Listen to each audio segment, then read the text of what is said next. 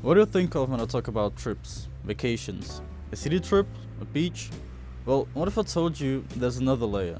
An alternative that might not sound as prestigious, but could be just as fun and even cheaper. What I'm talking about is short trips, not to overcrowded places, but into nature. This could mean a cabin in the woods for people who like it a little more comfortable, or a simple camping trip for a person who enjoys outdoor adventure more. And today I'll explain exactly why these are absolutely underrated. Because if you do this right, it'll feel like you've been gone for a week, even though it's just been a weekend. And at the end, I'll provide an alternative for people who want a different vibe. First and foremost, this type of trip taps into that primal back to nature feeling. Imagine grilling some great food with your friends, laughing, telling stories, going into the woods, maybe building something out of sticks and materials you find, or if permitted, building a campfire. And then in the evening, you all sit together, maybe have some beer or whiskey if that's what you're into, and just have an experience that you'll never forget. Talking about those remember when stories and having the time of your life. This type of trip is best for that experience because you're not surrounded by all that noise, traffic, hundreds of people. No, it's just you and your friends in nature, and you can fully focus on the experience. Because nature in itself just awakens something different. However, not everyone feels this way about outdoor adventure, of course. So, if you're someone who doesn't enjoy camping that much, the cabin in the woods is going to be the more comfortable option for you. You'll still keep the benefits of being away from society and all its distractions, while still having the comfort of a proper bed and a kitchen. So, even if you don't grill your food on a fire that you've built yourself, you can still have the same fun with an added element of coziness.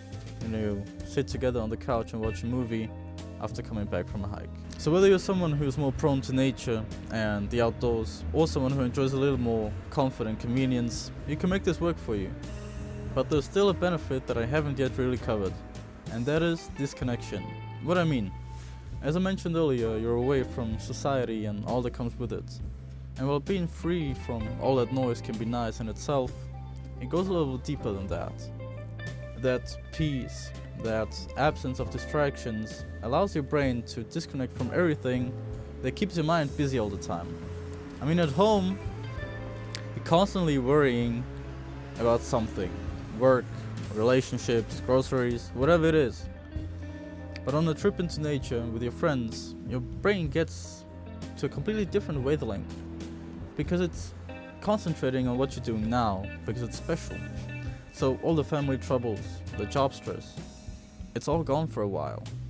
And this can be a huge boost for your mental health, or simply a small reset for your brain. So let's turn this into actionable steps. What do? Here's a simple plan. First, you decide where you'll be going. If you choose the cabin, find one that fits your needs.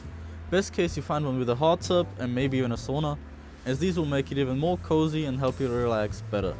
If you're gonna be camping, try to find one that has either a hike route or lake nearby. The timetable. After organization is done, this is what it could look like. Friday, you depart and get all the groceries you need together and arrive at your spot. You unpack everything, build up camp, and have a nice, chill evening with good food, drinks, and laughs. I'd also advise you to agree on putting away your phones for this weekend, or at least just agree on a short period of time where everyone can check their phones for anything important.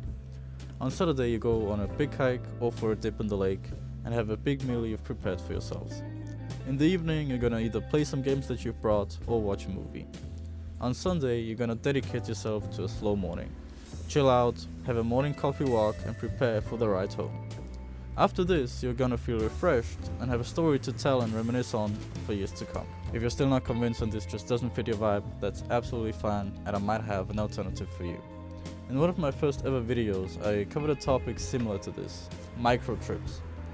Broken down into the basics, these are just trips that only last for a weekend, but still give your brain a reset and the feeling of a new experience for a very cheap price. Because when talking about trips, one of the most common objections that comes from people is that they simply cannot afford to go on too many trips. However, in this video I break down how a micro trip barely costs you more than a night out, while giving you a way better experience than a hangover. So if you're interested, you can watch the video here, and if you want more tips and ideas that can make your travels better and more affordable, subscribe to this channel and look through my past videos. I'm sure you'll find something useful. See you in the next one.